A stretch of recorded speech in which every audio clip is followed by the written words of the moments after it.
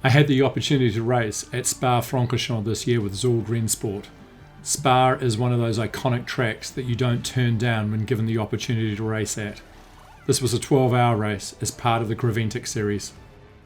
On the 15th row, it's SRS team Sorg Rennsport, who've come here with 2 cars. They start second in GT4. Nice grid of 36 vehicles heading towards the F1 start line for the start of this 12-hour race. Here we go, the 7th edition of the Michelin 12 Hours of Spa is underway as Alexander Prince leads the way in the pink and grey Mercedes with E2P Racing right in behind. That's Antonio Cinero aboard there as Ayrton Redon in the Pro Class Mercedes in there too. So it's front engine V8s all at the front, but Alexander Prince has made a great getaway. The 2 Mercedes looking very strong as they run down towards Eau Rouge for the very first time. The prototype Porsche is there in 4th as well. Through comes the Proton Hooper car of Manuel Laut, making a fantastic start, who squeezes through on the entry to Eau Rouge as they rush through Radion and onto the Kemmel Straight.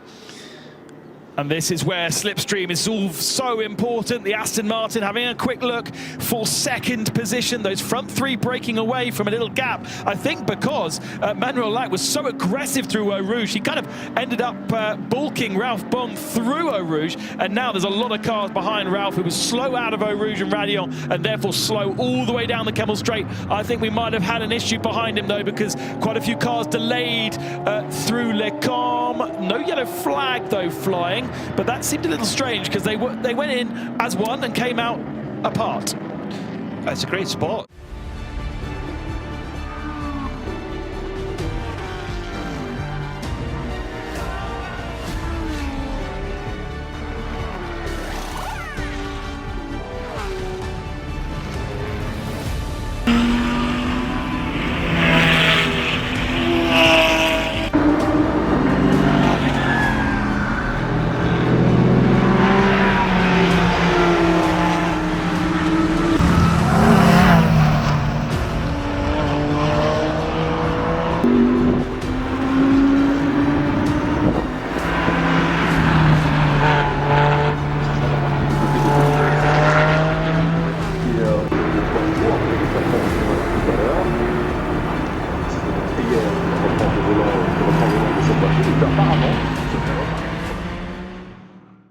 There aren't safety cars in this series.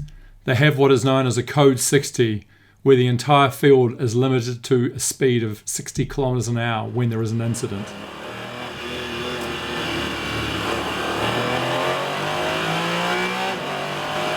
By the time it was my first stint on Sunday morning, we were 1 lap behind the leading Mercedes.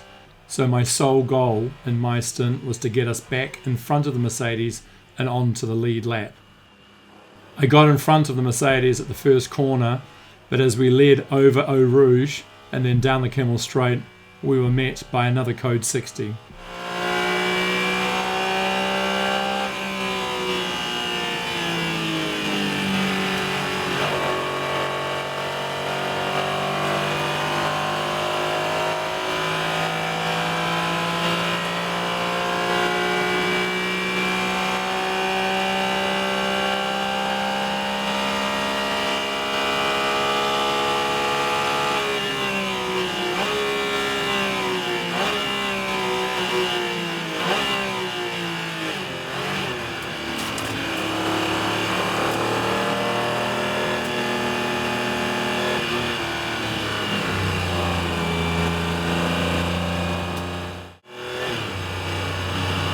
In the car, there is a small digital display that shows you what flag is current in the area of the track you're on. When there is a Code 60 and it is ending, the display counts down to when the flag is going to change from a Code 60 to a green flag. My problem was that I couldn't see it because of the safety net. So the Mercedes, who clearly could see his, shot past me, which was very frustrating, until he came over the top of Eau Rouge and his misfortune became my good luck as we were suddenly in the lead of the race.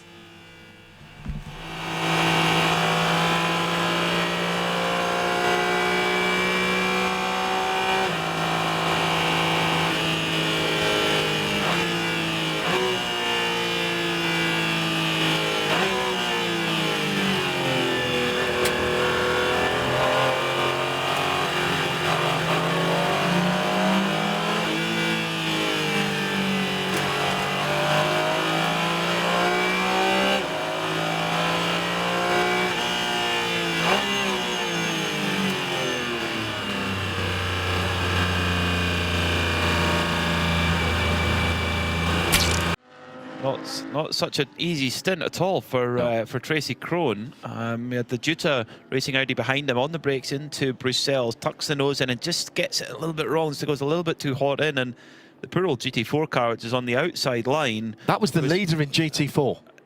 Right. That was Benito Tagle in the SRS. Now that I've seen the car, 452. Drama at the end of 12 hours. Code 60. And then second in GT4, 452 Porsche from SRS team Sorg Rennsport. I had a great race and it was lots of fun with Sorg Rennsport and my team, and coming second in our class, especially for my first race there, was an excellent result.